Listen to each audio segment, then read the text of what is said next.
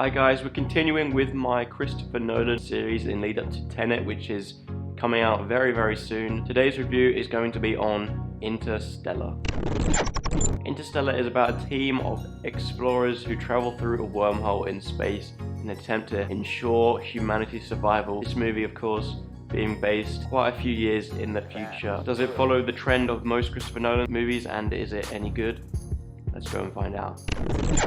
A recurring theme in Christopher Nolan's movies are moments that leave your jaw dropped, and Interstellar was not short of any of those moments. There were some fantastic visuals, and on top of that, Christopher Nolan himself has said that he's not a huge fan of using CGI. He prefers a lot more practical stunts and effects. As this is based in space, in wormholes, all that kind of stuff, a bit of CGI had to be used, and when it was very good. It's a big compliment for CGI when you can't tell what's real and what isn't. So I think when Christopher Nolan has needed to resort to CGI, he's always used it very well in his movies. As many of you know, space is dead silent. You know, no one can hear you scream in space, as they say. I love moments when the camera was inside the shuttle and then it would cut to outside the shuttle into space. The music and just volume would just cut to silence. When you see the shuttle blast off, that would normally create a loud sound, but as it's in space, no sound at all. Even though it's very realistic, I just found that quite a fun thing. I really enjoyed that about this movie. And while we're on the subject of music, Hans Zimmer's score fits this movie very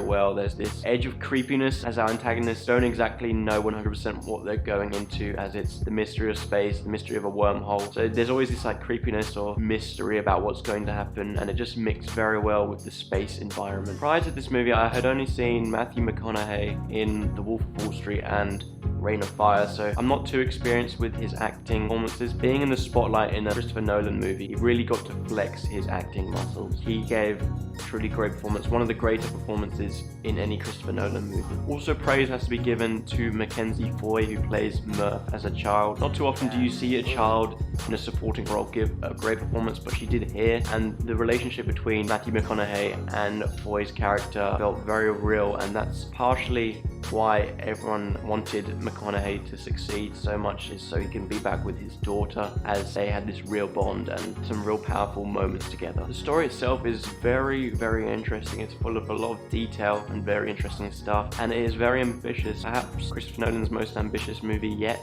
but I think we'll talk more about that in the comments. It's always good for a movie to try and be ambitious, to take some risks and try and be the best he can, but after the success of Inception, I think Christopher Nolan set his ambitions a bit too high, as a lot of this movie did not completely pay off like everything did in that movie. You know, it must be said, this movie is not for everyone. It is very exhausting to watch, as there's a lot of science involved, and that can be hard to keep up with, and it's really an exercise on your mind. It's one of those movies where you don't watch it very often, maybe like once a year. It can sometimes feel like a chore to sit through, especially if you don't have a wide attention span. Just like many people, I was not fond of how this movie ended. It felt like too much of a cliche ending, a happy ending you could say, and stuff that happens doesn't really match what the rest of the movie seemed to go for. You know, Christopher Nolan likes his movies to feel very realistic, and it did up until the ending. I thought it was a bit of a cheap way out, and I was left a bit unhappy with how it played out. And at times this movie can really drag. Pacing is quite off at a lot of times, especially since this movie is nearly 3 hours long. That's not something you want, so I feel like